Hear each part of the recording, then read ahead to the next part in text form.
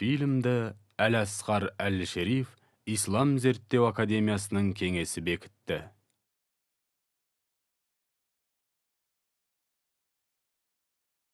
Ислам талаптарына сәйкес Мұхаммедтің саллаллаху алейхи вассалям бейнесі көрсетілмейді. Бұл фильмде Әбу Әл-Хакам мұсылмандар берген есіммен Әбу Джахл деп аталады, яғни надандардың атасы. Badr International.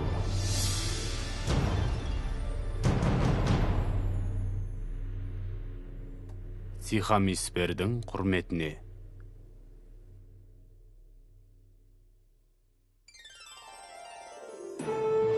Badr International және Муаффак Машауэр Әл-Харези ұсынады.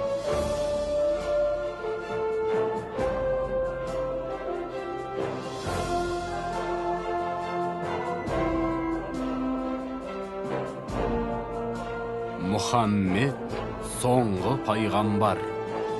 Оған Алланың игілігі мен сәлемі болсын.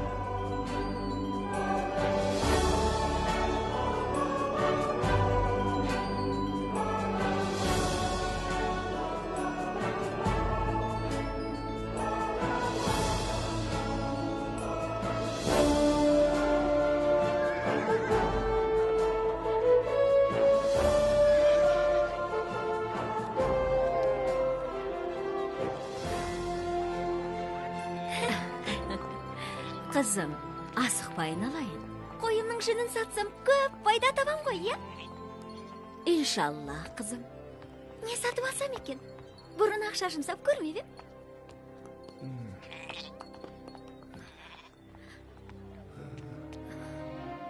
Қараш, әбден жүдеп қалжыраптау.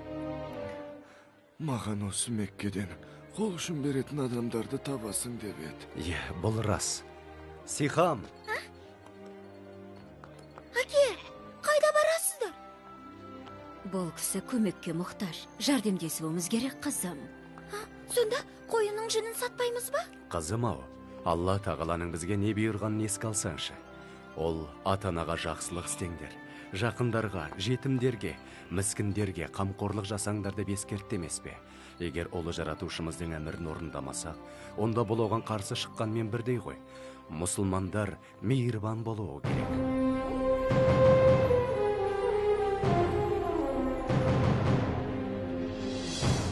Қызым, бұрын Меккенің жағдайы мүлдем басқа еді.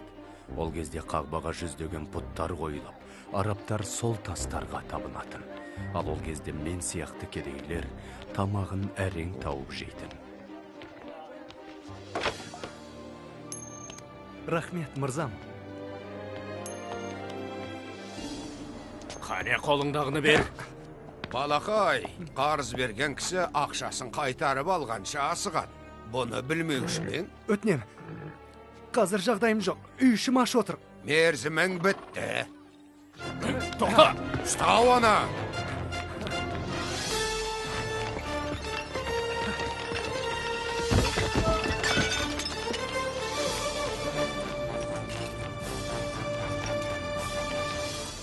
Меккеге қош келіпсіздер. Атартып алыстан келдіңіздер.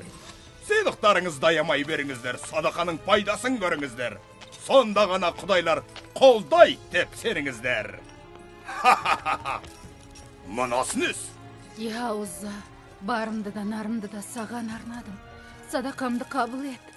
Ей Сумая, саған құлшылығың үшін емес тазалық үшін ақ төлейміз. Міне шартараптан халық қажылыққа келіп жатыр. Құдайлар жалтырап тұратын болсын.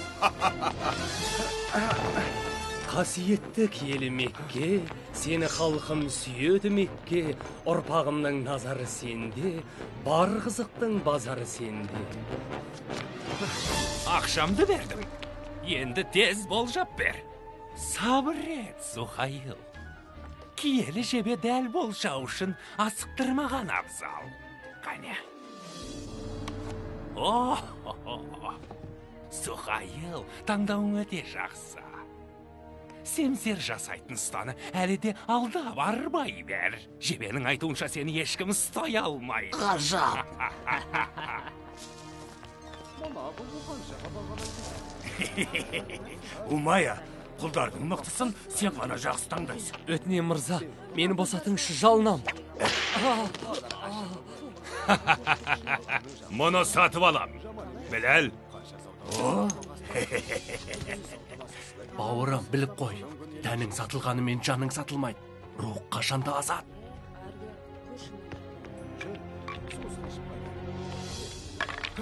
Сен жолдан бұлай тұр.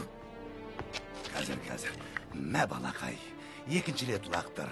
Бірақ есіңде болсын, ұтылсаң менің құлым боласың. Мә ұста.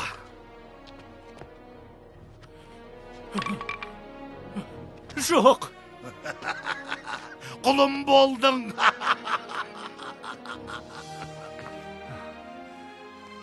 Рахмет сізге. Қане кет бұл жерден, жолама маған.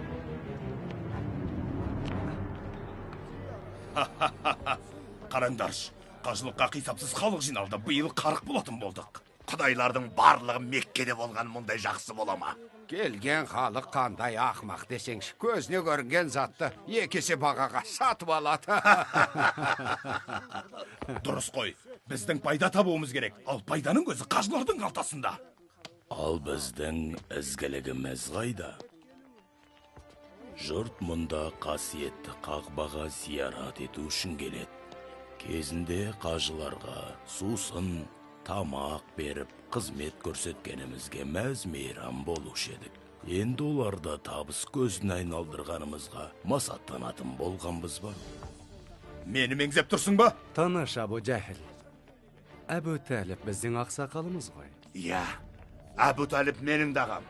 Бірақ біреуді бұлай кінәлау дұрыс емес. Бұл сөз маған да тиіп кетті. Онымен мүлде келіспеймін. Біз болмағанда сырттан келгендер тентіреп кетер еді. Біздің көрсеткен қызметіміз олардың берген қарабақырынан 10 есе артық. Үлкеніміз деп сыйласақ аузына келгенін айтады ғой. Бізге бір өзгерістер қажет ақ. Есіңде болсын, Әбу Тәліп, өзгерістер қатерлі болуы мүмкін. Әбу Тәліп бұл өзгерістерді, яғни күллі адамзаттың көзін ашатын ақиқатты, немеренесі Мұхаммедтің, оған Алланың игілігі мен сәлемі болсын, алып келетінін білмеген еді.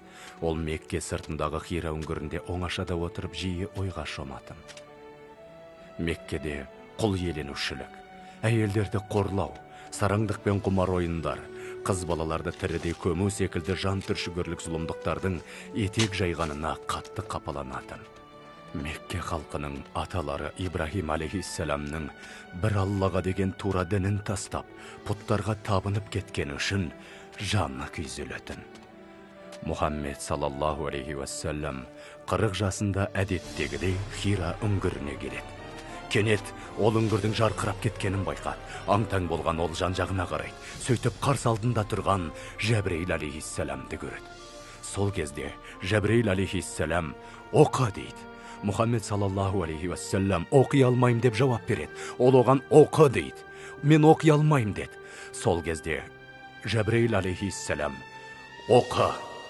Жаратушы ең Алланың атымен оқы. Ол адам баласын ұйыған қаннан жаратқан. Оқы, сенің Раббың аса рахымды. Ол адамға қаламмен жазуды игертті. Ол адамзатқа білмеген нәрсесін үйретті. Осыны айтып Жәбірейіл алейхиссалам ғайып болады. Ал Мұхаммед оған Алланың игілігі мен сәлемі болсын.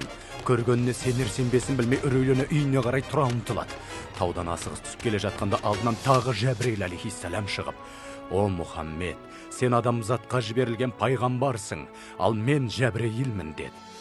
Ол көзін басқа жаққа аударып, қай жаққа қарамасын, Жәбірейіл алейхиссалам алдынан шығып: «О Мұхаммед, сен күллі әлемге жіберілген пайғамбарсың, ал мен Жәбірейілмін» деген сөзді қайталаумен болды. Осы көргенінен қатты тебіренген Мұхаммед саллаллаху алейхи уассалам жан ұшыра үйіне қарай жүгіре жөнелді. Қорқыныштан дір-дір етіп, ол әйелі Хазіреті Хадишаға: «Мені көрпемен бір көші» дей берді. Өз-өзіне келген соң болған жағдайды айтып: «Елес көріп, есімнен тана жаздадым» деді. Хадиша анамыз оны жұбатып: «О Мұхаммед, сені Алла тағала ешқашан қорғылмайды. Өйткені сен мейірімдісің, жалған сөйлемейсің, әлсіздерге қол ұшын бересің, мұқтаждардың қажетін өтеп, қиыншылықта сабыр етесің» дейді. Сосын Хазіреті Хадиша анамыз немере ағасы Урақа ибн Науфалдан кеңес сұрауға барады. Ол қарт кісі зағип болса да, Тәурат пен Інжілден біраз ілімі бар жан еді. «Мұхаммед, жаратушының жіберген елшісі. Халық оның елшілігін мойындамайды. Оған жала жабады. Ол Меккеден қудаланатын болады.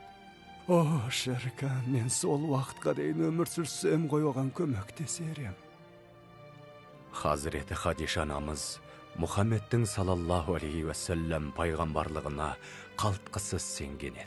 Сөйтіп ол ең алғаш иман келтіргендерден болды. Осыдан кейін ислам дінін өзгелер де қабылдай бастады. Мұхаммед халықпен жасырын жиын өткізіп жүр деген қауесет естідім. Қойшы, Әбу Жахил. Дегенмен ол бір нәрсе көгіттеп жүр. Оның не екенін біле алмадым.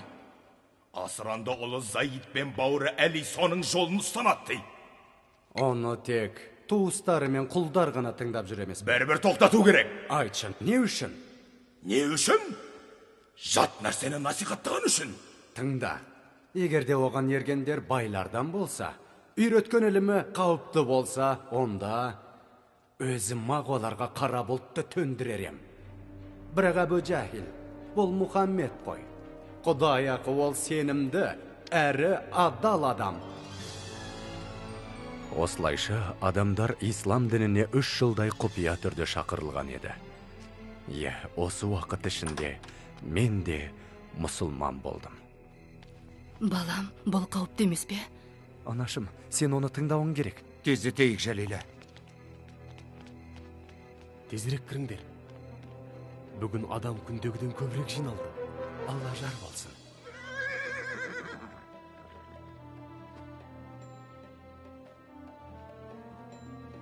Біләл, түн сайын сен қайда барасың? Алла елшісінің уағызын тыңдауға. Біз қандай бақытқа бөлендік десеңші. Алла елшісінің салаллаху алейхи уассалам уағызын өз аузынан естідік. Оның шынайылығын, Құранның жүрекке нұр құятын құдіретін түйсініп, ерекше сезімге бөлендік. Меккеліктердің Құдайға балап жүрген пұттары құртастар ғана екенін. Ал күллі ғаламды жаратқан Алла, оның еш серігі жоқ. Ол Ибрахимнің, Мұсаның, Исаның Раббысы. Алла алдында бай мен кедей, құл мен азат адамның тең екенін, олар тек иман дәрежесімен ғана ерекшеленетінін жеткізді. Насихаттау барысында мына аятты оқыды. Әй адам баласы, шүбәсіз сендерді бір ер, бір әйелден жараттық. Сондай-ақ бір-біріңді тануларың үшін сендерді ұлттар, руларға бөлдік. Шынында Алланың қасында ең ардақтыларың тақуаларың. Ислам бізге әйел затын құрметтеп, олардың құқықтарын қорғауды бұйырды. Өзіміз өмір сүріп жатқан жердің адамзат игілігі үшін жаратылғанын, сондықтан оны аялауымыз керектігін айтты. Ол бізге ақырет күні барын. Онда кім бұл дүниеде тозаң түйірінің салмағындай жақсылық жасаған болса, ол оның сыйлығын көретінін. Ал кім тозаң түйіріндей жамандық жасаса, оның жазасын алатынын жеткізді. Сол түні көбісі куәлік беріп, исламды қабылдады. Ашхаду алла илаха иллаллах ва анна Мұхаммад Расулаллах. Алладан басқа Құдай жоқ. Мұхаммед оның елшісі. Ла илаха иллаллах. Мұхаммадун Расулуллах.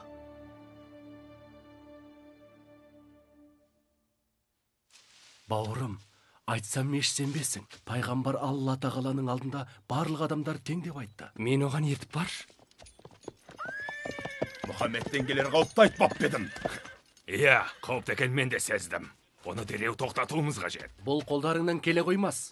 Не дейді? Біләл, бер кел, соққыға жығады. Тәнімді қинаған мен жанымды бағындыра алмайды. Рух азат. Олай болса, жаныңды сонда қалдыр да, тәніңді бер алып қаш. Мұхаммед туралы не білгенің бар, айт. Пайғамбар екеніне сенем. Пайғамбар? Естідің бе? Ол құлдарыңды азғырған екен. Сен құдайлардың жазасынан оңай құтыла алмассың. Мұхаммед, сендердің құдайларың жай ғана тас, олар пайдасыз деді. Пайдасыз? Пайдасыз. Босағадағы қол құдайларың пайдасыз жай тас деді. Еш зияны жоқ деп жүрген Мұхаммедтің ілімі туралы енді не айтасыңдар? Әбу Талib, бауырыңыз бізге қарсы үгіт айтып жүр. Маған оның сөзін тыңдап, әңгімелесуге мұрсат беріңдер. Алласын насихаттай берсін, біздің құдайларымыздан не шаруасы бар? Жағдайды ушықтырмаңдар. Оның уағызын тек кедейлер мен құлдар ғана тыңдап жүр емес пе? Жоқ, оларға Мекке мырзаларының бірі Әбу Бәкір де қосылды. Ол Мұхаммедтің досы. Оған сеніп соңына ерді. Ол бір ғана адам ғой. Жоқ. Бұл алғашқы ұшқан, от өршімей тұрғанда, дереу оны сөндіру керек. Дұрыс. Мұхаммедтің ілімі халыққа кең тарайтын болса, құдайларымызды күл талқан етеді. Сосын қағбаға қажылық жасауға ешкім келмейтін болады. Ал қажылыққа ешкім келмесе, біздің күніміз қараң.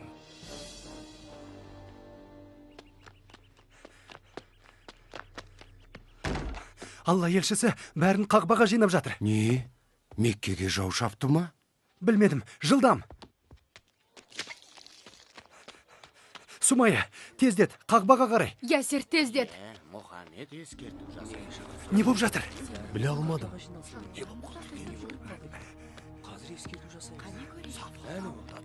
Ал өзі қайда? Пайғамбарды көрдің бе? Әне ол, қара. Әне ол Сафа тауында тұр. Сонда пайғамбар саллаллаху алейхи уассалам былай деді. Әй меккеліктер, егерде ана таудың ар жағынан қалың жау қаптап келе жатыр десем, сөзіме сенер медіңдер? Мұхаммед, сенің әр сөзіңе сенеміз. Сенің шыншыл екеніңді білеміз. Ол сөзін жалғастырып, әй меккеліктер, өз қолдарыңмен жасаған жалған құдайларыңнан бас тартыңдар. Өздеріңді жаратқан бір Аллаға мойынсыныңдар. Мен сендерді жаратушыларыңның әмірлерін орындамасаңдар, ауыр азаптың күтіп тұрғанын ескертпекпін. Өздеріңді тозақ отынан сақтаңдар. Мен тек Алла тағаланың әмірін жеткізушімін. Мен сендерді Раббыларыңның қаһарынан қорғай алмаймын, деді. Көрмейсің бе? Құдайларымызды мазақ етіп жатыр. Тоқтат оны, Әбу Талib, тоқтат. Құрық кеткір, Мұхаммед. Осыған бола жинадың ба бізді сен? Қандай ғажап. Әлхамдулилля. Аллаға шүкір, Оның керемет. айтқанына сеніп қалдың ба сен? Әрине, еш күмәнсіз. Хей! Ол Сафадан түсіп келеді, тезірек жанына барайық. Ей, кетіңдер бұл жерден. Қайда? Көзге қалай батылың барады? Я Расулалла, біз сені қорғаймыз. Кетсін бұл жерден. Оған сол керек. Иықтарыңды біріктіріңдер. Алла елшісін қорғаңдар. Қаттырақ ұстаңдар, бауырлар. Қолдарыңды ажыратпаңдар. Біләл, асықпасаңшы. Алланың елшісі исламға ашық шақырған екен, енді мен де ашық ере бастаймын. Бұл не тағы? Жоқ, мүмкін емес. Менің қол астымдағы қолым мұсылман болғаныма. Тәнім сізге тиесілі болған мен, бірақ жаным... Тоқтай тұр. Ойыңды табай. Жаным азат демексің бе? Жоқ, жаным да құл боп жаратылған. Бірақ сенің емес, бір Алланың. Осы орайда қателестің. Жаның да, тәнің де маған тиесілі. Ойың да, тұла бойың да менікі, ұқтың ба? Қане, айт. Мұхаммедтің дінінен бас тартам деп айт. Жаным саған тиесілі деп айт. Қане. Айт, Біләл, айта салшы. Алладан басқа құдай жоқ. Жалғыз құдай сол. Ал Мұхаммед оның елшісі. Солай ма? Қазір азапталғанда не айтатыныңды көрейік.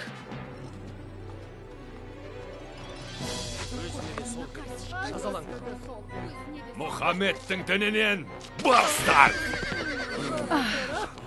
Біләл? Басынған екен. Жалғыз. Ай, бас тартсаң. Алла жалғыз.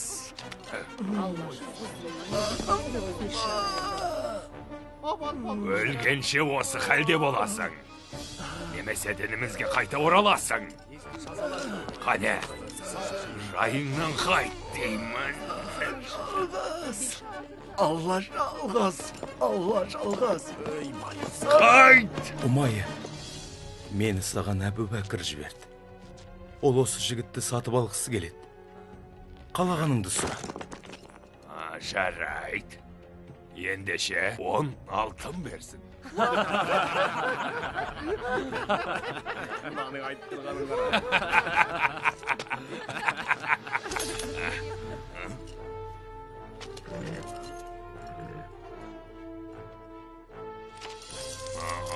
Сауда сәтті өтті деп тұрған боларсың.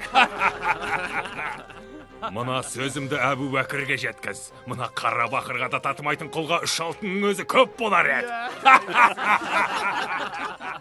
Құнына 100 алтын сұрасаң да ол берер еді.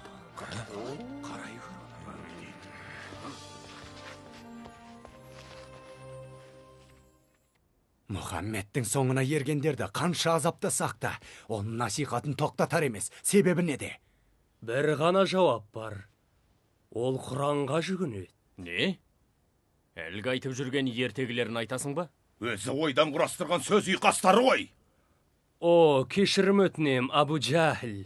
Мұхаммедтің айтып жүрген Құраны жай ғана сөз ұйқасы емес, ол шынайы, өте әсерлі десем бе, ондайды адам баласы жаза алмайды. Сиқыр ма? Басқаша айтып түсіндіру мүмкін емес пе деп қорқам. Олай болса, бізге қарсы ойластырған сиқырын дереу тоқтатуымыз керек. Әбу Талиб, сіздің сыйлы кісі екеніңізді білеміз. Алайда, Мұхаммедтің ісін тоқтат деп бірнеше рет өтініп едік қой. Ал сіз қол қусырып қарап отырсыз. Ол Мекке халқының шырқын бұзуы мүмкін. Ол бұрын араларыңдағы араздықты тоқтатып татуластырып еді. Сонда сен оның ақылдылығын айтып мақтап ең, Әбу Жахил. Қағбаны қайтадан қалаған кезде, Қаратасты орнату құқығына ие болу үшін бір-бірімізбен қырылысып қала жаздағанбыз. Сол кезде Оны несін айта бересің? Әбу Жахил, Тоқтат оны. Әйтпесе өзіміз-ақ бір амалын табармыз. жоғал. Енді Құрайштардың бір-бірімен қырылысқанын қалайсың ба? Барғане. Міне, жағдай ушығып барады, Әбу Талиб. Меккеде қан төгілуі мүмкін. Өтінем сенен, бауырыңмен сөйлесіп көрші. Меккенің тыныштығы үшін онымен сөйлесіп көрейін.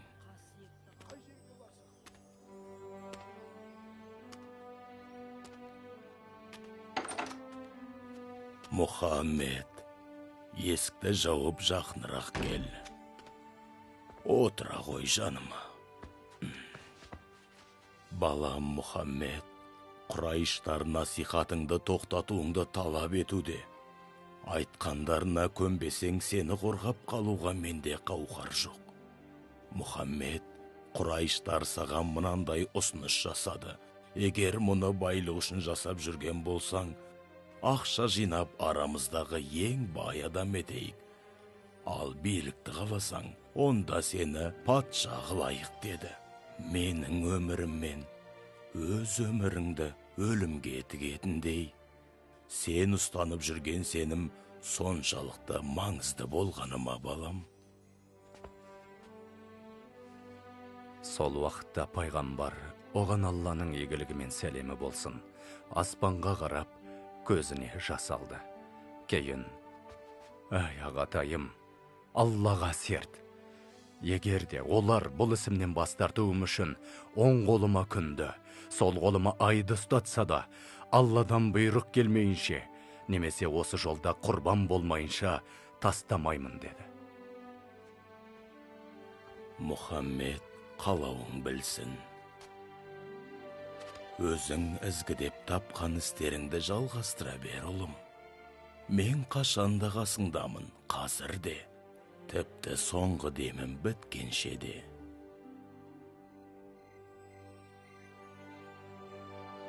Тыңдаңдар, Мұхаммед біздің бауырымыз.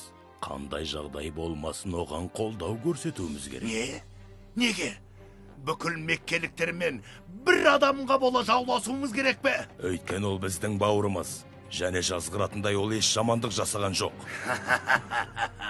Мәртебелі Хамзаның өзі келді. Қылышты шебер игергенің мұндай жақсы бола ма? Жуықта Мұхаммед қылыш қолдануға мәжбүр етеді. Ал мен оған ермеймін.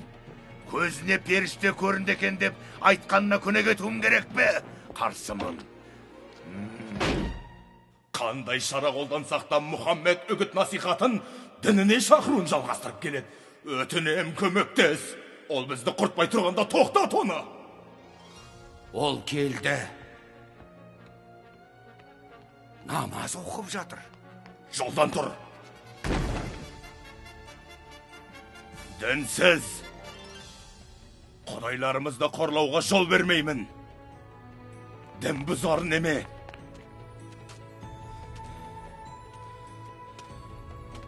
Түк болмағандай кете бермексің бе?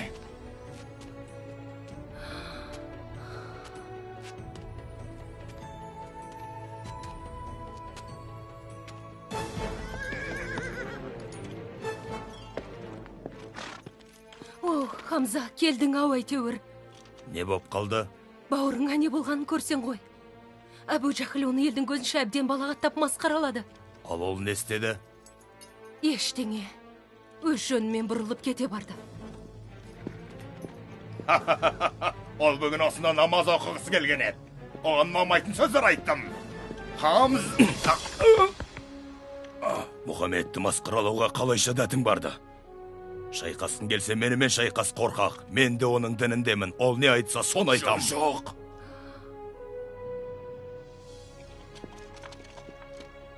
Мұхаммедтің дінін қабылдағаныңды білмеппін. Дәл қазір қабылдаймын.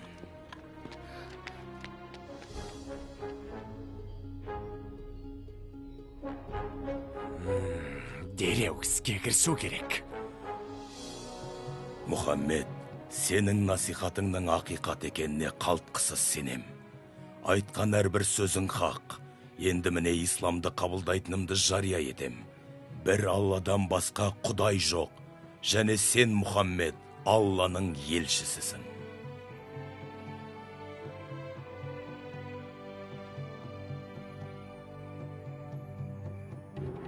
Ұстаңдар оларды!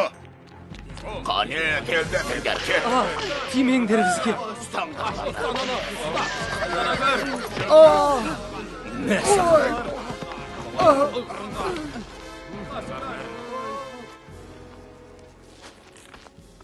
Жіберіңдер менің анамды, жіберіңдер. Менің күйеуім қайда? Онда шаруаң болмасын. Мұхаммедтің дінінен бас тарт, құдайларымызды есің ал. Бол! Жоқ. Бол! Өтінем, анашым. Олардың қалаған сөзін айта салшы. Олыңның тілін ал, Сумайя. Шыныңды айт, шұлым. Өміріңді сақтап қалу үшін ғана. Алла мен оның елшісінен бас тартпақсың ба?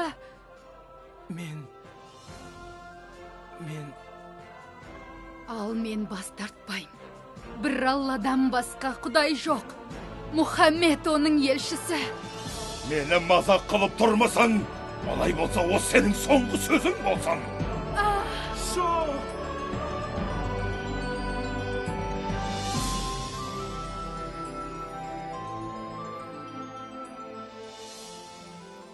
Олар исламдағы алғашқы шәһиттер еді. Сумайя мен Ясирдің жандары жәннатта болсын.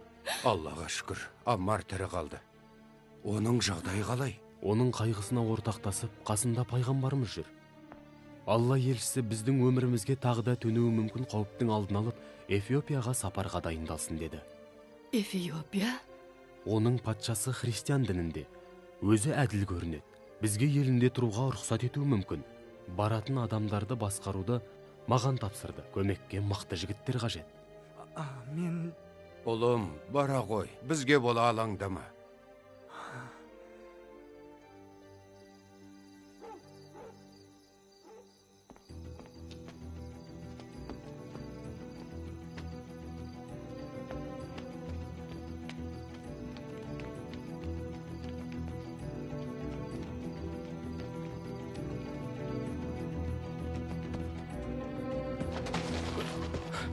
Бауырлар, тездету керек. Олар білмей тұрғанда қаладан шығып кетуіміз керек. Тез.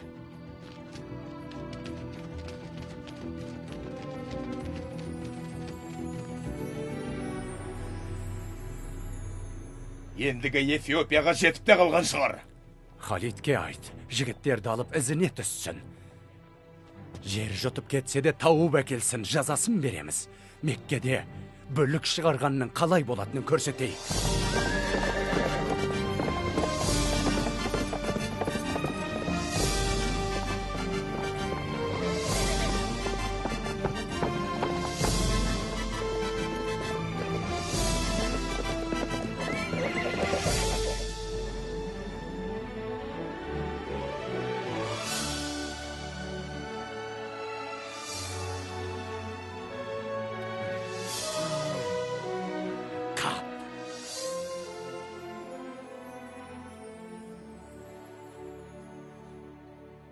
Ең сүйікті асыл тастарымды саған тарту етем.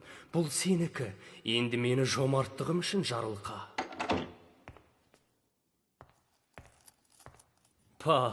Не деген жылдамдық.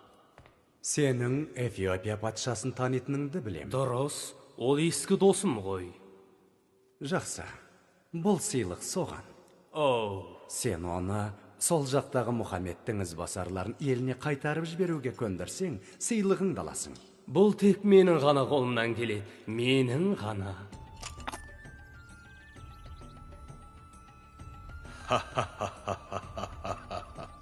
Сенімен қайта қауышқаныма қуаныштымын. Бұл сыйлықтардың барлығы сізге арналған. Неткен жомарттық десеңші, бұл мен үшін үлкен құрмет. Сіз бұдан да зор сыйлық қалайықсыз. Пайымдауымша сізді меккелік Мұхаммедтің ізбасарлары қызықтырады деймін. Бұлар бүлікшілер мырзам, қаламызда алауыздық тудырды. Енді сіздің еліңізде бүлік шығарама деп қорқам. Мархабат етіп оларды алып кетуге рұқсат етпес пе екенсіз? Маған олар өте момын болып көрінді. Олар басқа діндерді мойындамайды. Бәрін жойып, өз діндерін таратпақшы. Бұған не дейсіңдер? Патша, біз... Патшаға тағзым ет. Біз тек бір жаратушының алдында ғана тағзым етеміз. Айттым емес пе? Бүлік басталып та кетті, көрдіңіз бе? Бұл маңызды емес. Олардың маған тағзым еткен емес, бір жаратушыға деген сенімдері қызықтырады. Жалғастыра бер. Біз мұсылман боп, иман келтіргенге дейін надандық пен бұттарға құлшылық еткен халық ек. Күштілеріміз әлсіздерді қинайтын. Сосын Раббымыз бізге арамыздан елші жіберді. Ол бізді тек бір жаратушыға құлшылық етуге, шыншыл болуға, аманатқа қиянат жасамауға, туыстық қатынасты үзбеуге, көршіге жақсы қарауға шақырды. Жетімнің малын жеуден, өтірік сөйлеп жалған куәлік беруден және басқа да барлық зұлым амалдардан тыйды. Бізге аянбастан Раббымыздың берген нығметтерін жер бетінде әділдік орнату жолында жұмсауымыз керектігін үйретті. Және сол үшін Алла алдында жауап беретінімізді ескертті. Олардың айтқандары амыр. Біздің Исаның үйреткенімен бір нәрсе. Жоқ, патшам, бұлай емес. Олар сіздердің діндеріңізді мүлде сыйламайды. Олар Исаны Құдайдың ұлы емес, жай қарапайым Құдайдың құлы дейді. Иса туралы пайғамбарымыздың бізге үйреткенін ғана айтамыз. Расында Иса алейхиссалам Алланың құлы, әрі елшісі. Иса бейгүнә қыз Мәриямның бойына Алла әмірмен жаратылып, әкесіз дүниеге келген рух иесі. Біздің ұстанған дініміз бен сіздердің діндеріңіз мына екі сәуле тәрізді ұқсас. Әр түрлі сәуле шашқанмен екеуінің шығу тегі бір. Таудай алтын берем десе де сендерді оларға ұстап бермеймін. Менің елімде қалағандарыңша тұра беріңдер. Ал саған келетін болса Ғамыр, мына сыйлықтарыңды алда Меккеңе қайта бер.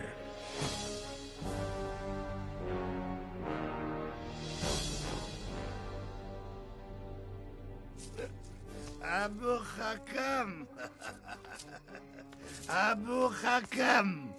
Қажылыққа келген екі бай Кымар ойыннан мені ұтып алам деп ойлады. Мен олардың құлдарына шейін ұтып алдым. Әйтеуір ұтылған екеуің емессіңдер ме?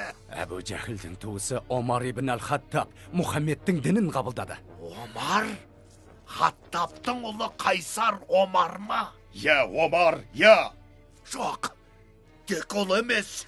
Ол Құранның құдіреті жүрегімді нұрландырып жіберді дейді. Содан исламды қабылдапты. Мен не істеу керек екенім білем. Ей құдайлар, жәрдемдесіңдер. Оларды тоқтатуға шамамыз келмей жатыр. Мүмкін сендердің қолдарыңнан келер. Әбу Ләхаб, үніңді өшірмас күнім. Оба жібер оларға. Не дедің? Табылған ақыл. Сен шешімін таптың. Мен бе? Біз оларды ортамыздан аластаймыз. Барынан жұрда етеміз. Керемет!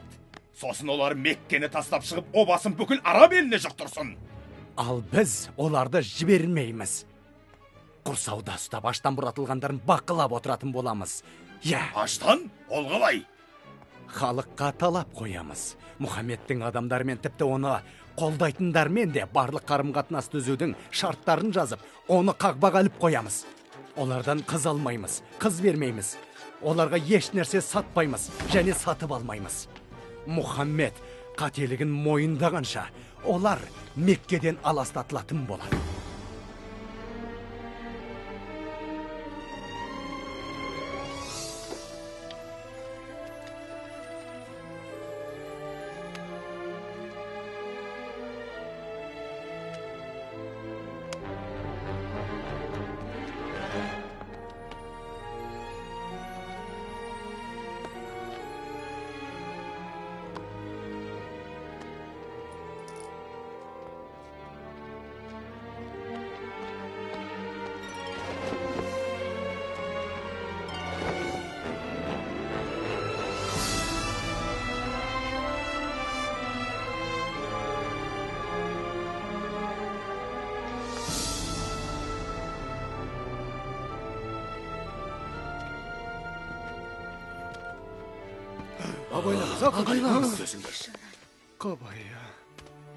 Көп жаса, Мұхаммед.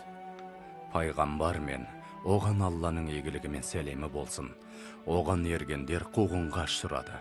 Олар тіпті өз үйлерінде өздерін қауіпсіз сезінбейтін. Сондықтан бас амандығын ойлап, олар тау шатқалына көшуге мәжбүр болды. Алла риза болсын, рахмет. Кешір, өкінішке орай тамақ таусылды. Анашым, тоймай қалдым. Білем, қызым, білем.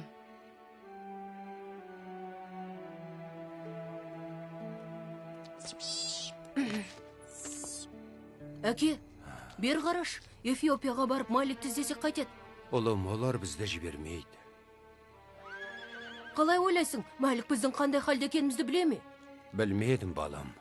Оған хабар жібердім, күтейік.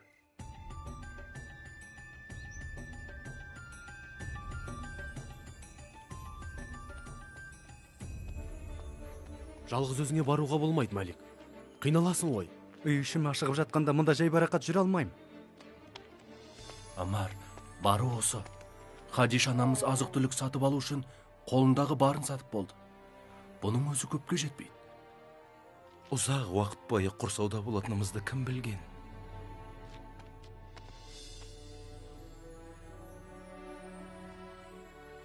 Я Расулалла, жүрек жалғап алыңыз. Бізді үнемі сабырлыққа шақыратыныңызды білем. Бірақ денсаулығыңыз күннен күнге нашарлап барады. Біздің қамымызды ойлап, тамақтан бас тарта беруіңізге болмайды ғой.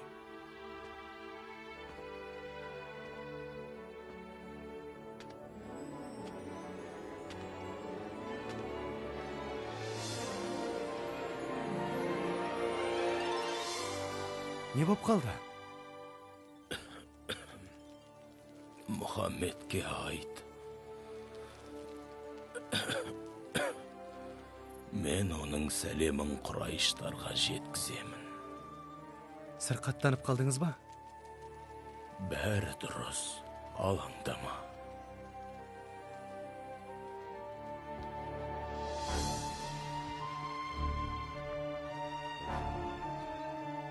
Мына халіңді көріп, жүрегім ауырып қалды, Әбу Талib. Оныңа күмәнім бар. Мен өлсем, билік саған көшет. Міне сонда Мұхаммедке қастандық жасауға кірісерсің. Солай ма? Иә, дәл таптың. Жақсы.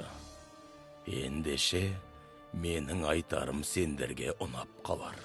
Мұхаммед маңызды нәрсені жеткізуімді сұрады. Егер ол өтірік айтса, онда ол сендерге беріледі. Оған қалаған үкімдеріңді шығарыңдар.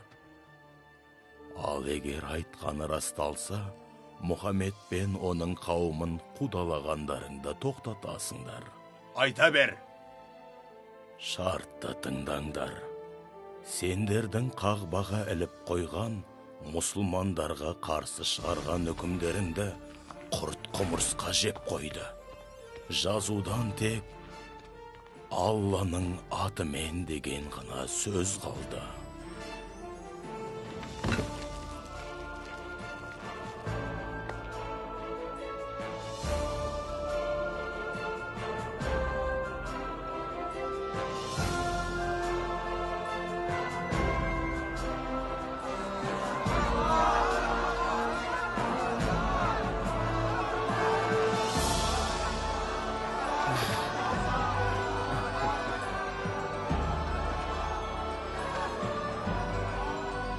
Мәлік, ұлым. Анашым. Оралдың ау әйтеуір. Раббымыз бізді қайғыдан арылтты.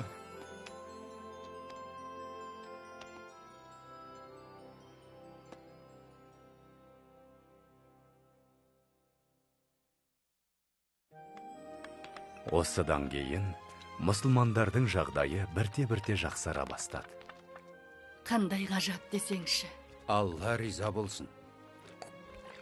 Мәлік, ұста. Жалила, пайғамбардың зайыбы ауыр халде жатыр. Хадишама? Жоқ. Барып жағдайын біліп қайт.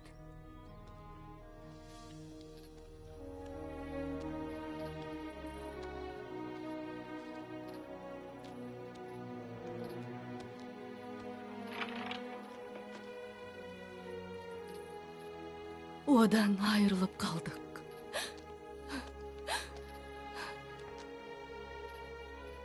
Ол 25 жыл бойы пайғамбарымызбен қуанышта да қайғыда да бірге болды. Иман келтірген алғашқы мұсылман да сол еді. Жаны жәннатта болсын. Біз бұл уақытты қайғылы кезеңде батадық. Өйткені Әбу Талиб те өлім аузында жатыр еді. Бер жақында, Мұхаммед.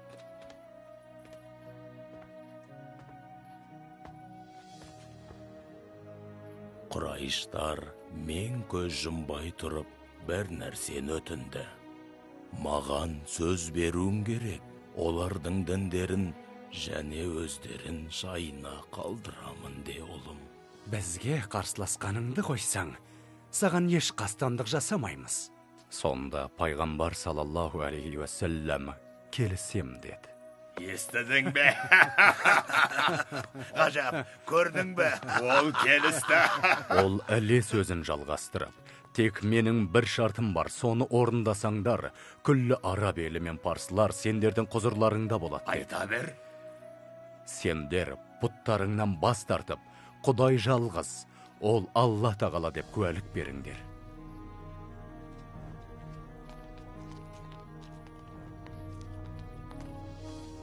О, ұлым Мұхаммед, бала кезіңде сені маған алып келгенде, өзіңнің ұлы адам болатыныңды сезгем.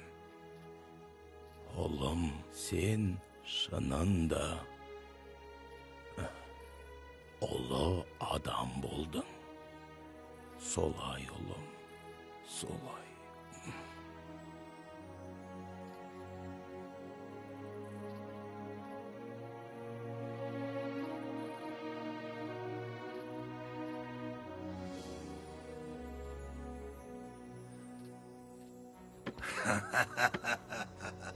Ақыры жұлдызым жандау. Енді сендердің билеушілерің мен болам. Иә, дұрыс. Бірақ билік қолыңда ма? Не? Қаласаң тіпті өзіңді патшамын деп жарияла. Бірақ менің жолымда тұрушы болма. Біз алдымен маңызды мәселені шешіп алайық. Мұсылмандар ма? Жоқ. Мұхаммед.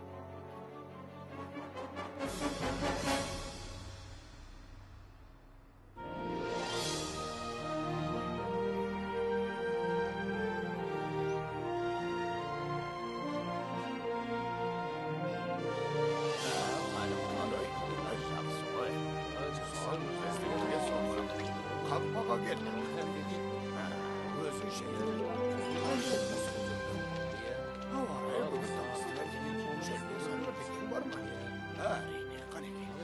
Олардың емін еркін намаз оқығандарына қарап жайбырақат тұра алмаймын. Сабыр, Әбу Жәһіл. Қалаштың жүзімен тоқтатылмаған ісімізді қызыл тілдің құдіретімен тоқтатуға болады. Ақындарды меңзеймісің? Иә, олар халықты Мұхаммедтің дінінен бас тартуға үгіттеп жүр. Тіпті Әбу Лахабтың өзі ділмәр болып кетті. Тыңдаңдар, алыстан келген бауырлар. Анау менің бауырым Мұхаммед. Одан сақ болыңдар. Ол сиқыршы, және өтірікші. Ол өзін пайғамбармын деп жариялады. Сөзі жұмсақ болған мен көксегені бәрімізге патша болу. Мұхаммед, бізді тұтқан діндерің жалған. Құдайға санап жүрген пұттарың жай ғана тас. Сендер адастыңдар деп құстан алайды. Ол мұнымен бізді ғана қорлап қойған жоқ. Бұл сөзімен ата-бабаларымызға тіл тигізді. Оның айтуынша біздің ата-бабаларымыз адасқан, әрі надан болған көрінеді. Айтыңдаршы, біз осындай қорлыққа көнуіміз керек пе? Бұлай жалғаса беретін болса, соң соғысқа барады. Қиын қыстау кезде Әбу Тәліп жәрдемдесетін еді. Енді баратын жеріміз де жоқ. Біләл, сен бісің? Иә, сен кім боласың? Мен баромын. Былтыр Ясриптен пайғамбардың насихатын тыңдауға 12 адам келбек. Ясриптен, есіме түсті. Біз исламды қабылдадық. Жан тәнімізбен. Естідің бе? Ясриптен 12 мұсылман исламды қабылдапты. Жоқ, 100 адам. Біз пайғамбардың Ясрипке көшкенін қалаймыз. Бұл біздің... Тыныш. Қазір сөйлесе алмаймыз. Алла елшісі сендермен Ақаб алқабында кездеседі. Бүгін түнде.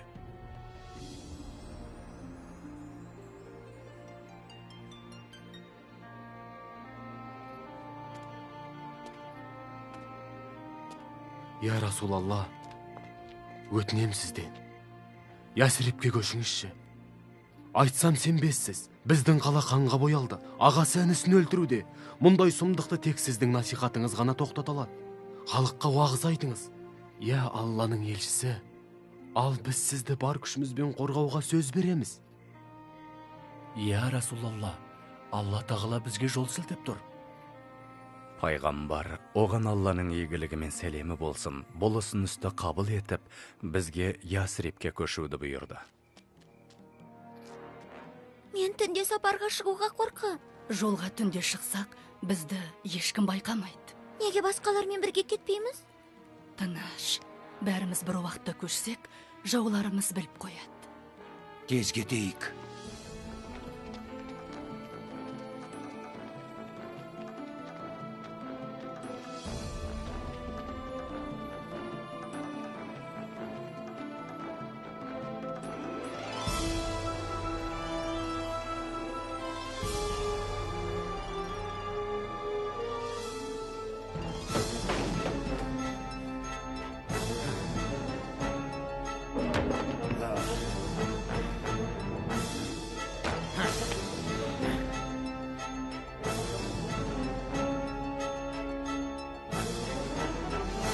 Мұсылмандардың көбі көшіп кетті.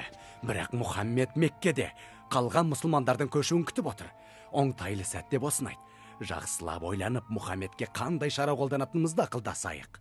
Мүмкін оны зынданға тастарымыз. Жоқ, Меккеден қуып жіберейік. Иә, тентіретіп жіберу керек. Бас ауған жаққа кетсін, сонда Мекке біздікі болады. Ясрипке барып өз патшалығын құрсын дейсің бе? Басқа қандай ұсыныс бар? Өлтіріңдер оны. Не? Бұған ешкімнің батылы бармайды. Оны өлтірген адам Мұхаммедтің әулеті мен басқа тайпалардың кәріне ұшырайды. Оны өлтір дегенде, жалғыз адам өлтірсін деген кім бар?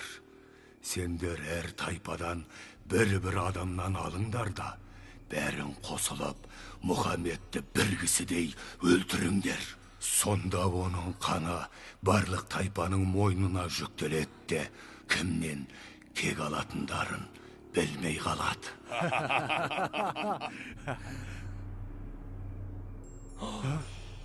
Тыныш. Сол түні пайғамбарымызға салаллаху алейхи уассалам Жәбірейіл алейхиссалам келіп, бүгін түнде үйіңді түнеме деп ескерткен еді. Содан Алла елшісі салаллаху алейхи уассалам бауыры Әлиді шақырып алып, сен бүгін менің төсегімде ұйықта деп өтінеді. Ол Әлиге еш зиян болмайтынын білген еді. Ол үйінде бастаймыз ба? Қазір емес. Намаз оқу үшін сыртқа шығады, соған дейін тоса тұрайық. Сол кезде Пайғамбар, оған Алланың игілігі мен сәлемі болсын, түнімен сәжде етіп, жаратқаннан көмек сұрайды. Сөйтіп құдіретті Алла тағала пайғамбарына қастандық жасауға келгендердің көзін перделеп, ұйықтатып тастады.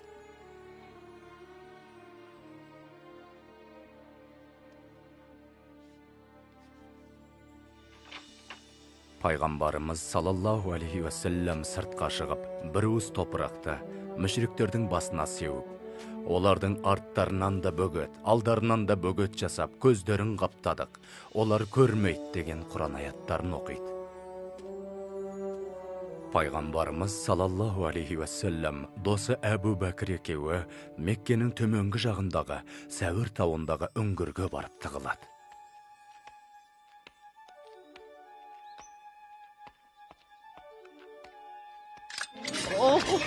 Сендер Мұхаммедті күтіп тұрсыңдар ма? Ол қаладан шығып кеткелі қай заман? Ол мүмкін емес.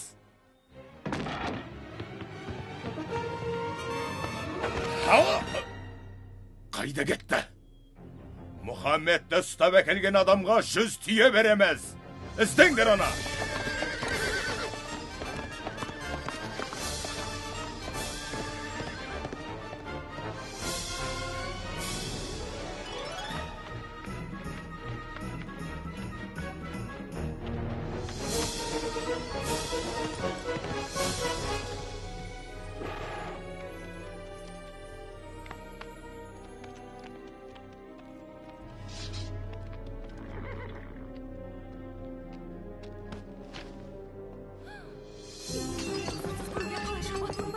Сен не, араб дәстүрін білмейсің бе? Кет бұл жерден, кет! Лә!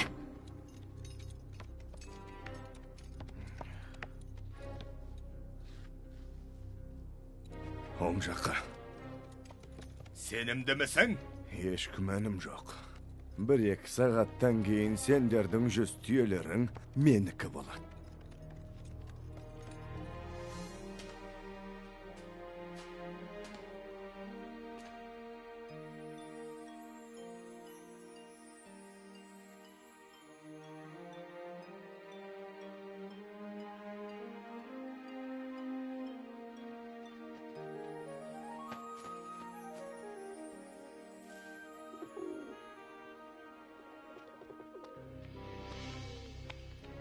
Осының ішінде ме? Адам іздері көрінбейді ғой. Ол үңгірдің ішінде. Мынаған қара, өрмекшінің торын бұзбай ішіне қалай кірмек? Көгершінің ұясы да сол күй тұр. Мұнда ешкім жоқ, ақымақ неме?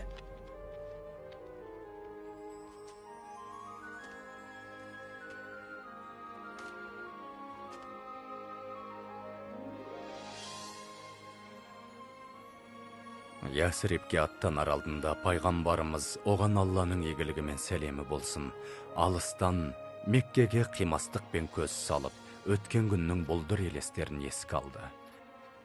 О балаларымның кіндік қаны тамған жері, жұбайымның дүние салған жері. Алла тағала жаратқан жер бетіндегі маған ең қымбат, ең ыстық мекен сенсің, қасиетті Мекке. Егер өз халқым мені қудалап, қуғынға ұшыратпағанда, сенен басқа жерден пана іздемес едім, деді.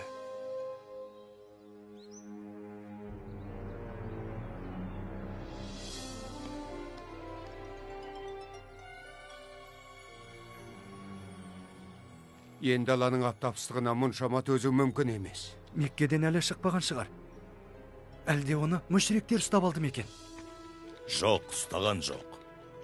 Иншалла, ол келет. Әні ол, Расулалла келет.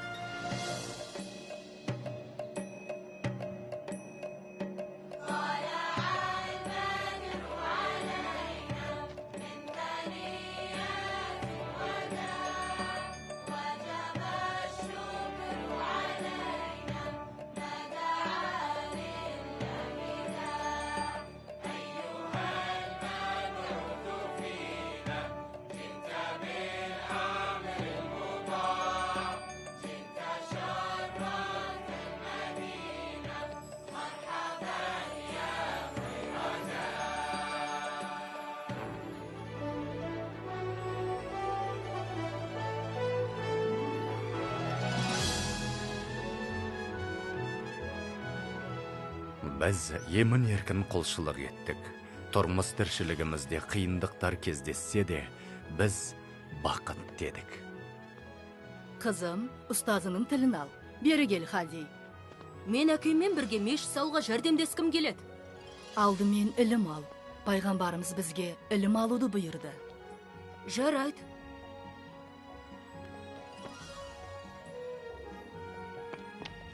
Ассаламу алейкум. Уағалейкум ассалам. Мен сендерге көмектесуге келдім. Алдымен сабаққа бар.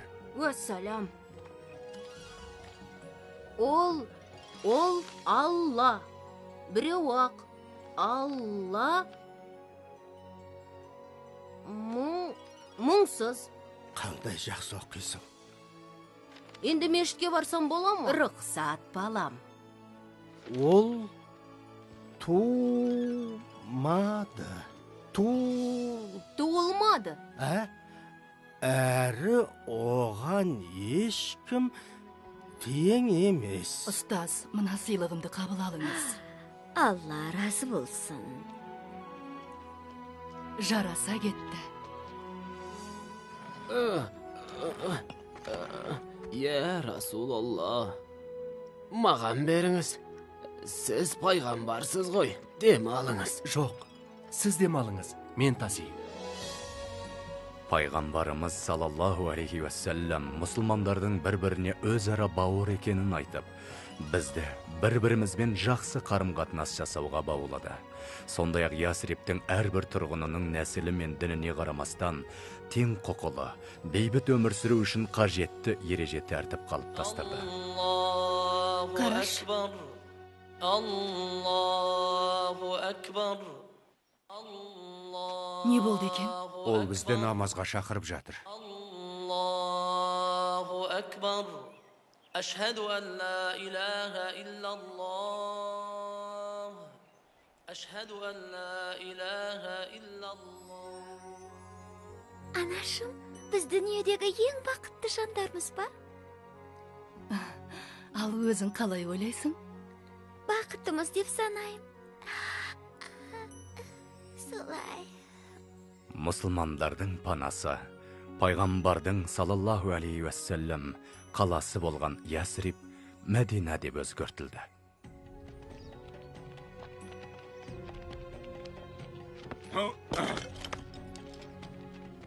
Мұсылмандардың Меккеде қалдырып кеткен дүниелерінің барлығын жинап алдық. Жақсы. Барлығын Шамға баратын керуенге тиеп, сол жақта сатып жібереміз. Олардың мүлкі енді біздің меншігіміз.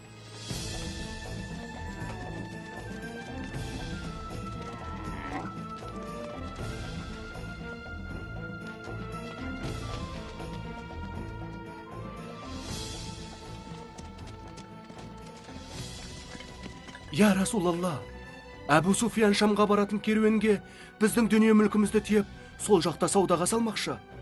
Олар қоржындарын алтынға толтырып қайтатын болды. Я Расулалла, Сенің зорлық зомбылыққа қарсы екеніңді білеміз. Алайда қайтадан аштыққа ұшырамақпыз ба? Өз мүлкімізді қорғауға қақымыз бар шығар. Сонда пайғамбар оған Алланың игілігі мен сәлемі болсын сахабаларына. Керуенді күтіп алуға жолға шығыңдар. Алла қаласа өздеріңе тиесілі мүлікті қайтарып аласыңдар деді. Мұхаммед әскер жасақтап сенің керуеніңді талқандауға шығыпты. Дереу Меккеге аттан. Жедел түрде әскер жіберсін. Мына қазынаны сақтап қалуымыз керек. Тездет. Шу жануар! Біз бағытты өзгертіп, үйге теңіз арқылы жетеміз.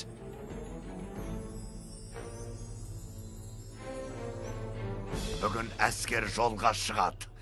Ал сен болсаң, менің орныма барып соғысасың. Ешқашан олай істемеспін. Менің орныма соғыссаң, қарыздарыңды кешірем. Қарсылассаң, айтпады деме. Қазір-ақ өлтіре салам. Бірақ мен...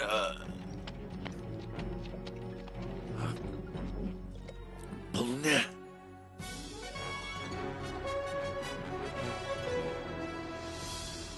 Көптен күткен сәт келді. Алға! Әбу Жәһіл мұсылмандар әскерінен 2 күндік жерде. Оған хабарла, мен қауіптен құтылдым. Олар Меккеге қайта берсін. Бірақ біздің әскер олардан 3 есе көп қой. Мұхаммедпен соғысу үшін оның өзі аздық етеді. Сондықтан Меккеге жылдам қайтсын деп талап ет.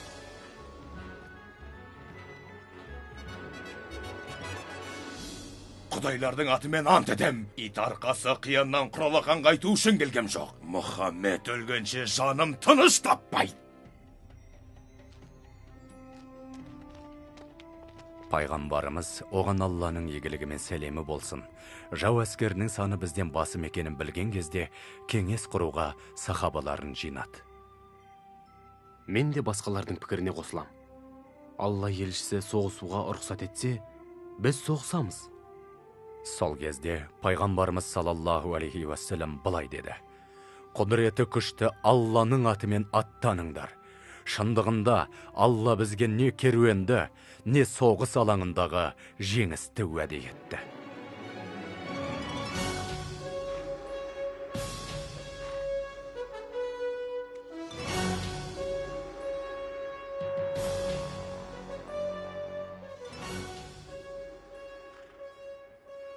Біз мүшриктермен Бәдірдегі құдықтардың жанында жолықтық. Найзаңды дайында. Қасымда бол, бірақ алдымен маған әлгі шек сырын Біләлді тауып бер, Біләлді. Шайқас соғыс ережесі бойынша басталды. Хамза 2 жауынгерге алға шығуды бұйырды. Убайда, Али,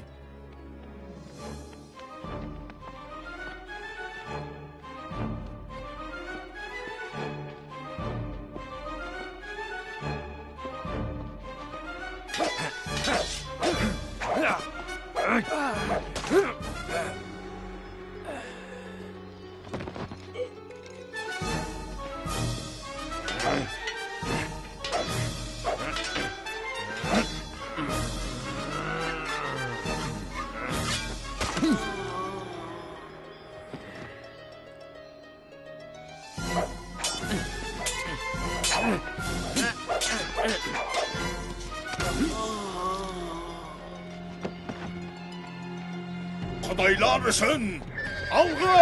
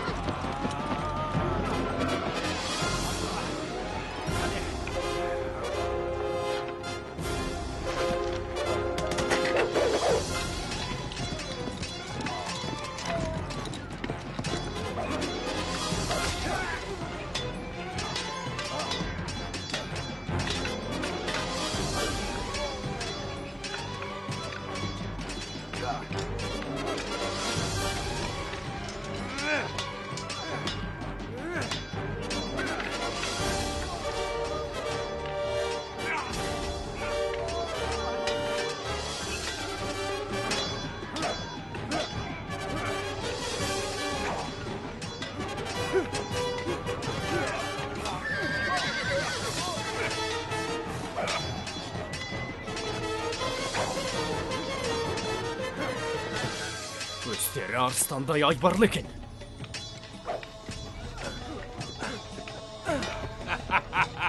Біләл!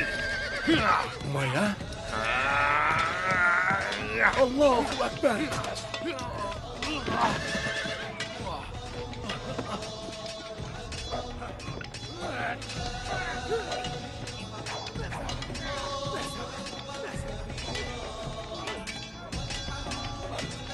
Soğusunlar!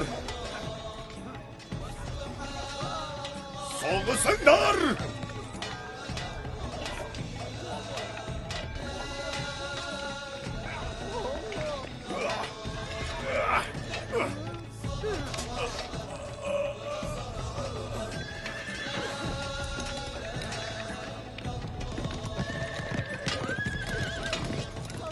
Olar kaçtı.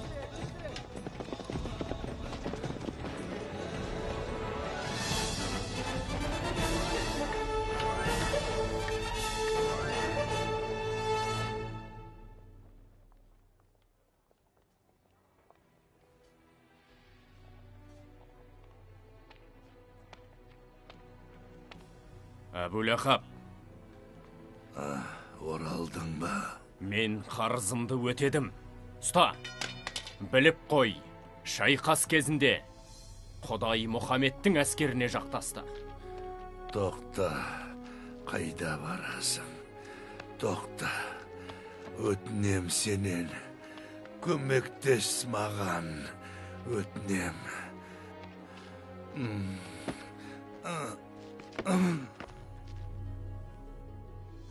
Ақымақ, Есуас, оған керешегін деп айтпап бем. Олармен әлі соғысармыз. Мәселе онда емес. Біз алғашқы мүмкіндікті пайдалана алмадық. Енді жұрт Құдай расында мұсылмандарды қолдайды деп ойлайды. Айтпады демеңдер, енді оның бетін қайтару мүмкін емес. Ол жай пенде ғой. Жоқ, сен жай пендесің. Ал Мұхаммед тәрізділер сан ғасырда бір туылады. Құдайлар куә. Осы қазынаның бәрін соған қарсы күреске жұмсаймын. Қару жарақ, ат сатып алып, мықты әскер жасақтаймын. Сол кезде кімнің әскері күшті екенін көрерміз. Меккеліктер бізге қарсы 3000-ға жуық әскер жинапты. Я Расулалла, біздің санымыз не бәрі 700. Пайғамбарымыз саллаллаху алейхи уассалам сахабалармен кеңесіп, жақындап келе жатқан жауды Ухуд тауының бөктерінде қарсы алуды ұйғарды.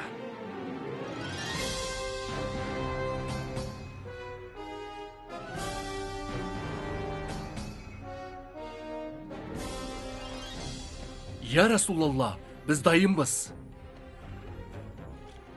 Аллах елшісі, сендерге шайқаста жеңсек те, жеңілсек те хабаршы келмейінше, тасада қорғап тұруларыңды әмір етті.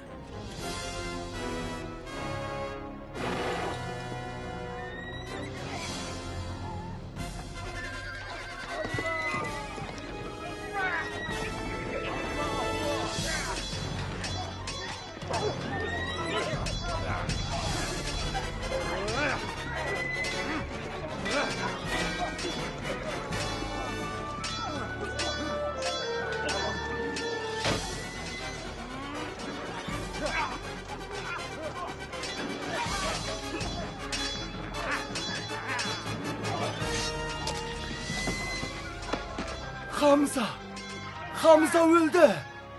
Алға! Қараңдар, мүшриктер шегінді. Бұл не істегендерің? Соғысыңдар, соғысыңдар. Тоқтаңдар, соғысыңдар. Алға, саптары бұзылды. Біз де шегінеміз бе? Жоқ, әлі емес. Қара. Қайда барасыңдар? Көмектесуге? Жоқ, болмайды. Пайғамбарымыз кетпеуді бұйырды. Соғыс бітті ғой. Олар қашып барады. Қайтыңдар, қайт дедім. Тоқтаңдар. Алға!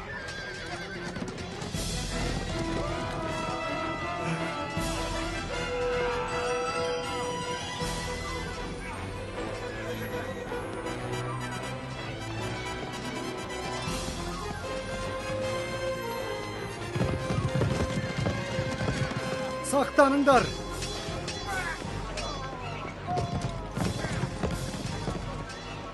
Ту сыртымыздан шабуыл. Алға!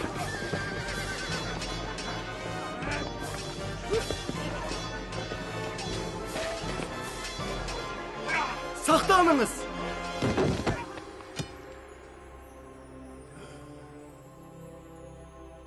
Мұхаммед өлді, қараңдар!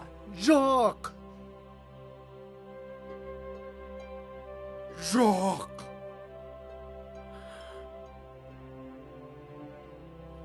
Жоқ! Я Расулалла, бізді тастап кете көрме. Тауға қарай шегініңдер. Біләл, жаман! Шегініңдер, жылдам! Жарақаты ауырма. Мұхаммедтің өлгені рас па?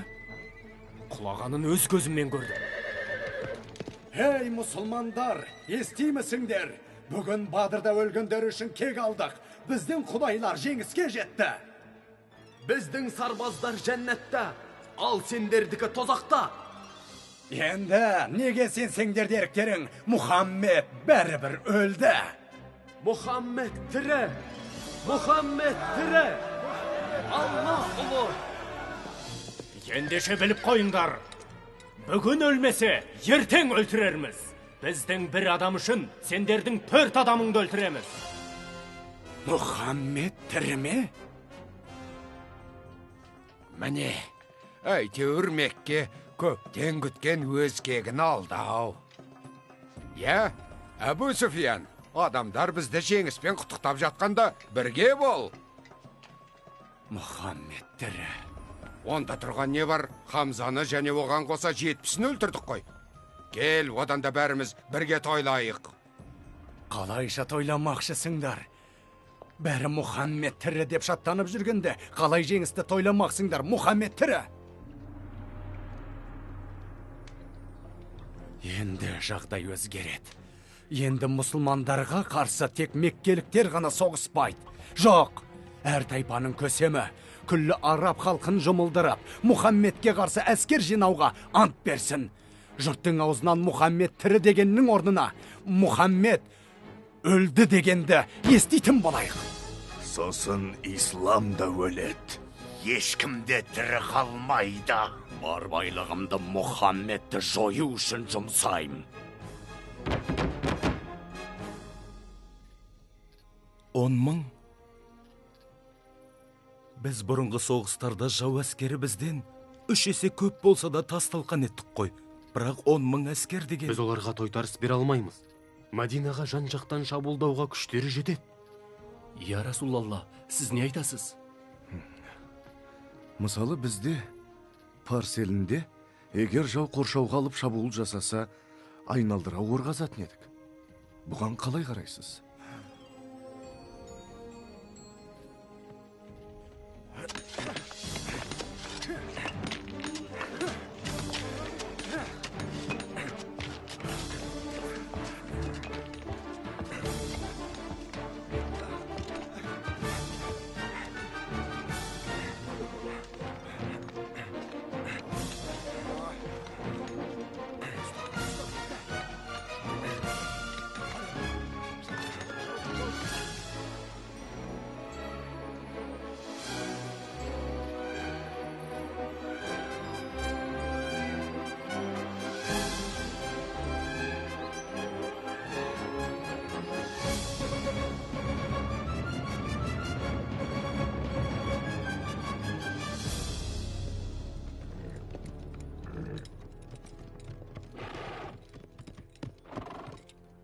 Бұл не тағы? Араб жерінен бұрын соңды мұндай орды көрген емеспін. Бізге күте тұру керек. Тезірек бір амал тауып, арғы бетке өтіңдер, жылдам. Болыңдар тез.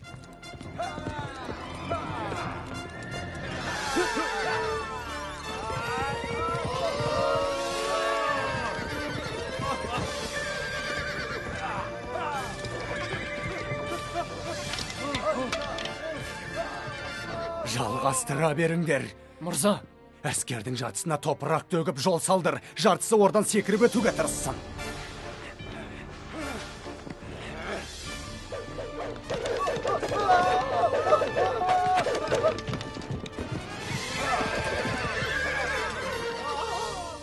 арбалысқанымызға 30 күн болды, жауынгерлер үмітін үзді. Олай болса олармен сөйлес. Сен шешен емес педің. Бар өнеріңді салып әскерді шабыттандыр, шайқасуға көндір. Бұдан пайда жоқ. Олар қазір құдірет иесі мұсылмандармен бірге деп біледі. Олай болса, ертең біреуі де қалмай, жаппай шабуыл жасауға дайындалсын. Айтыңдар, біз әлі көрсетеміз. Біздің әскер олардан анағұрлым көп.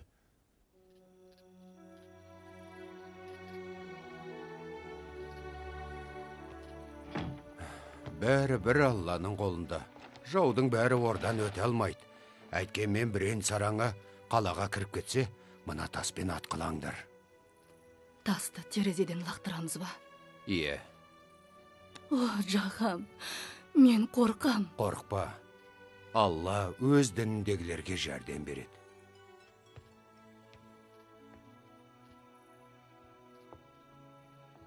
Есікті мықтап жауып ал.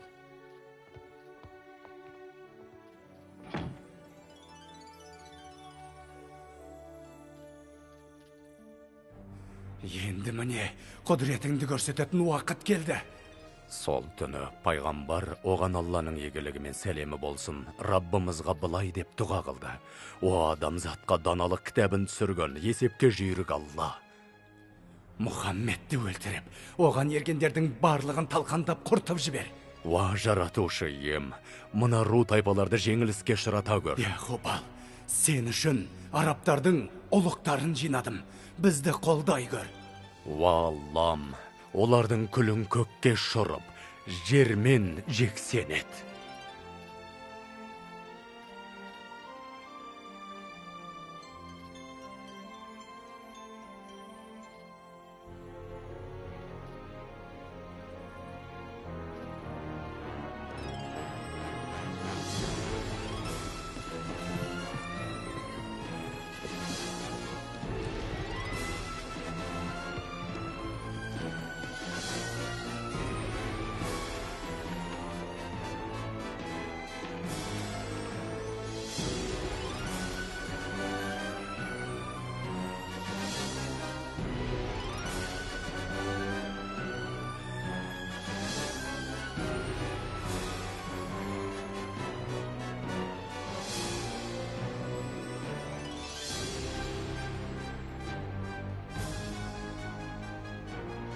Ей, араб жауынгерлері!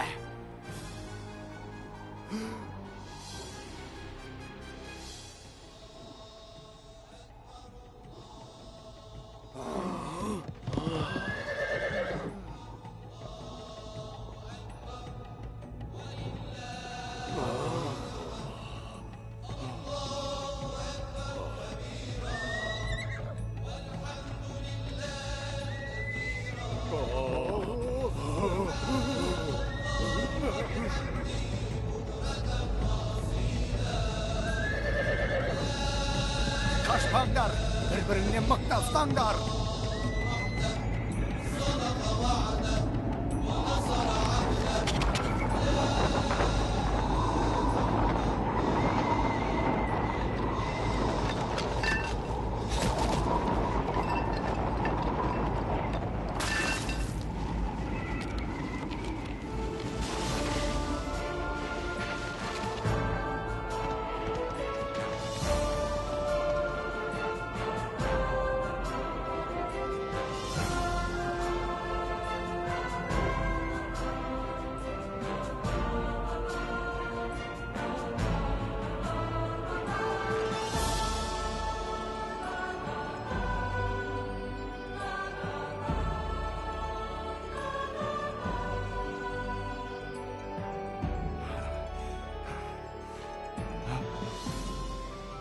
Яхубал, мені неге тастап кеттің?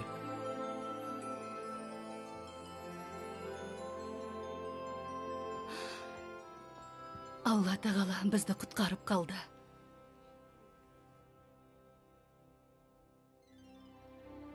Хижраның 6-шы жылының соңында пайғамбар оған Алланың игілігі мен сәлемі болсын сахабаларына, түсімде Алла тағала қолыма кілт ұстатып, қағбаға кіргенімді көрсетті деді.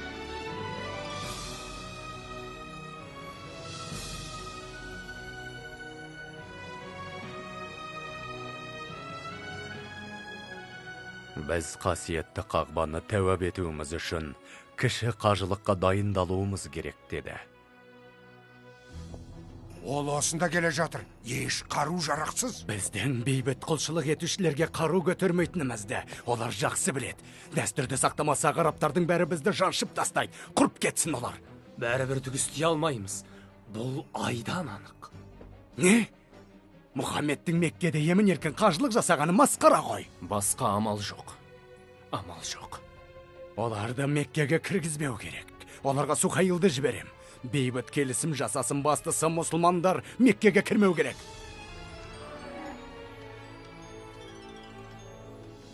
Сендерге бейбіт келісім ұсынам. Оның шарты мынау. Біз сендерге 10 жыл бойы соғыс ашпауға, және сендерде 10 жылдың ішінде бізге шабуыл жасамайтындарыңа сөз беріңдер. Келсесіңдер ме? Бізге Меккеге кіріп, Қағбаға тәуәбе етуге рұқсат ете ме? Әлбетте рұқсат. Бірақ ол келер жылдың еншісінде. Сендер Меккеге кірместен оралдыңдар ма? Ол жаққа келесі жылы барамыз. Келесі жылдан бастап емін еркін барамыз. 10 жыл бойы солай болмақ. Бізге 3 күнге дейін қалуымызға рұқсат ететін болды. 10 жыл бойы бейбіт өмір сүреміз бе? 10 жыл бойы. Иә, 10 жылдың ішінде адамдарға исламды насихаттауымыз керек.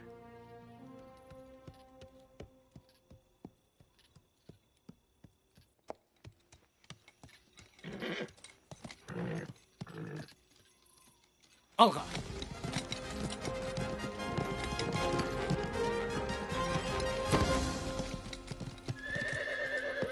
Амыр, Мәдинаға не үшін барасың? Мұхаммедпен жолығу үшін. Не үшін? Неге?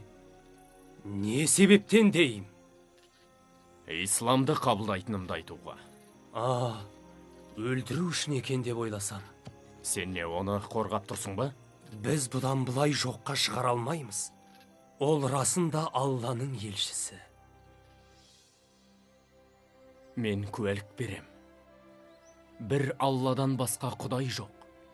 Және сен оның елшісісің. Мен де куәлік берем. Бір Алладан басқа құдай жоқ. Және сен, Мұхаммед, оның елшісісің.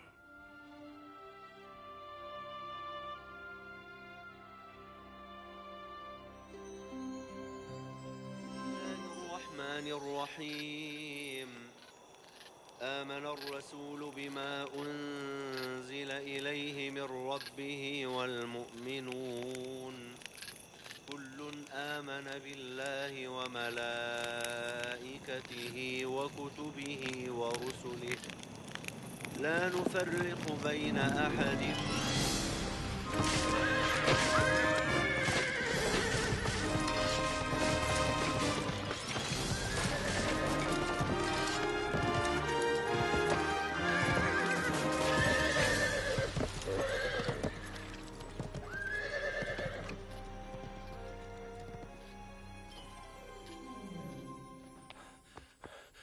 Мүшриктер бейбіт келісімді бұзды.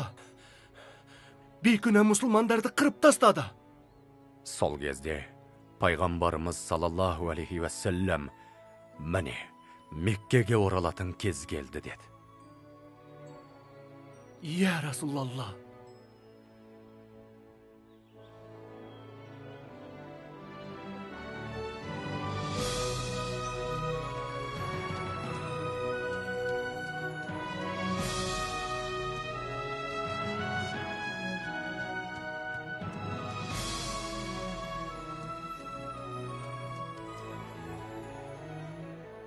Я Расулалла, біз дайынбыз. Бауырлар, Меккеге!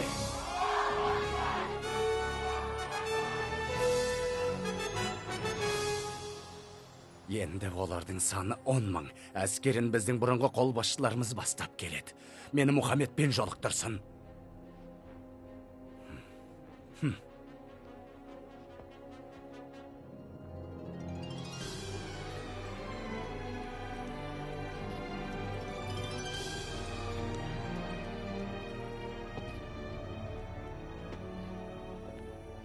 Тоқта, қайда барасың?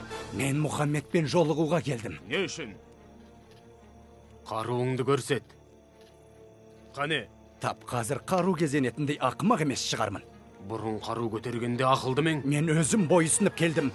Ренжімеңіз. Олардың алаңдайтын жөні бар. Өтінем.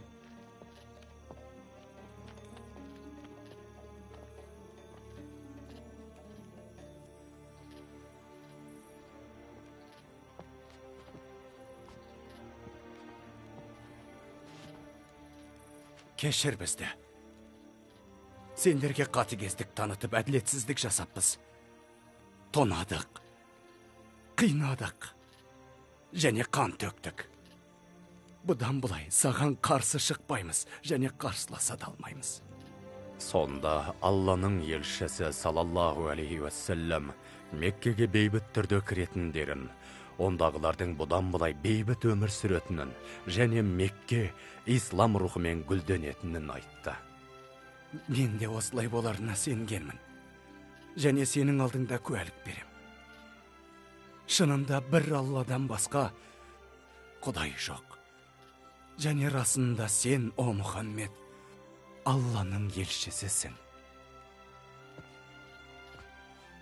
Мен меккеліктерді дайындайын. Мен бақыттымын. Бұрынғы барлық істеген істеріме қарамастан Мұхаммед тірі деп айталам.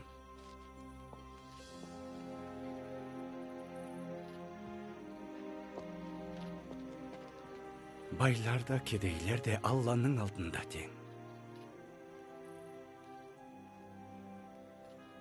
Қашан да солай болсын.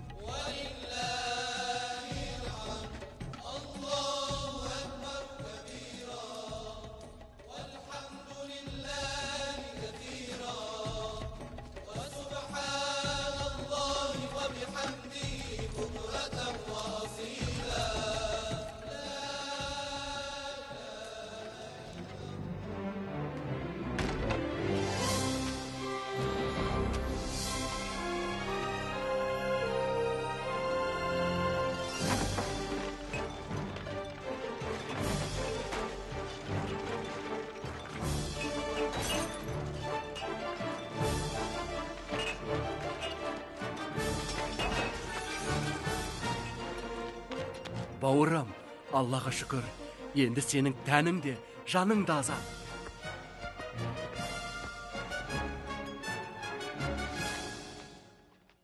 Аллаху акбар. Аллаху акбар.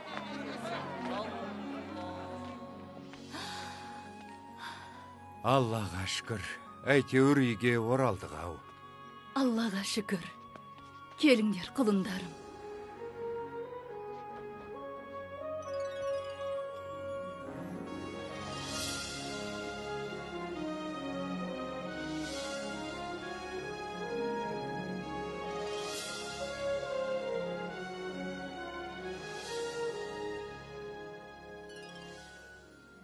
Міне осылайша ислам жеңіске жетті.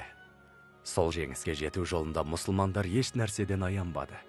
Бірнеше жыл өткен соң Мәдина қаласында пайғамбарымыз салаллаху алейхи уассалам дүние салды. Ол 63-те еді. Ол қарапайым өмір сүрді, мұқтаждарға көмек көрсетуді қолынан келгенін аямады. Одан айырылу біз үшін үлкен қайғы болды. Шіркін, пайғамбармен кездесіп, сөздерін өз аузынан естігенімде ғой. Бірақ ол өшпесіз қалдырды. Ислам мәңгі. Ата, енді қайда барасыз? Мен білмеймін. Мен білем, осында қаласыз да Меккеде жұмыс істейсіз, иншалла.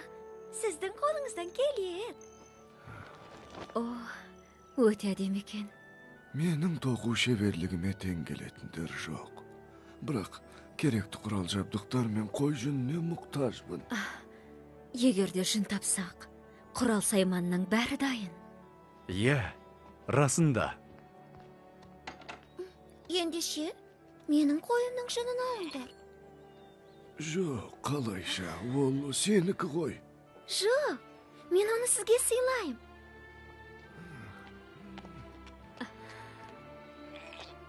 Жүріңіз, оның жынын қырқып алайық.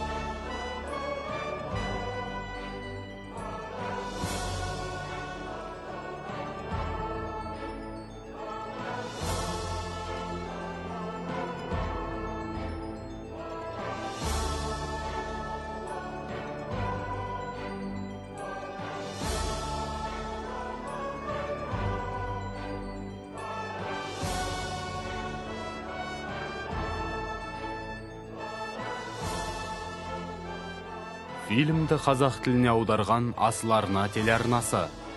Редакторы Шорабек Бәтейұлы, Гүлбахрам Жебесін. Оқығандар Азамат Қанапия, Төлеубек Аралбай, Бақытжан Әлпейіс, Руслан Исабекұлы, Мәлік Ағырбеков, Ержан Жарылқасым, Мұхаммедәли Болатұлы, Күнсұлу Тұрғынбек қызы, Бағдагүл Бексұлтан қызы, Айгерім Байберген және басқалары. Дыбыс режиссері Бағлан Омар. Дубляждың режиссері Айжан Жәмши.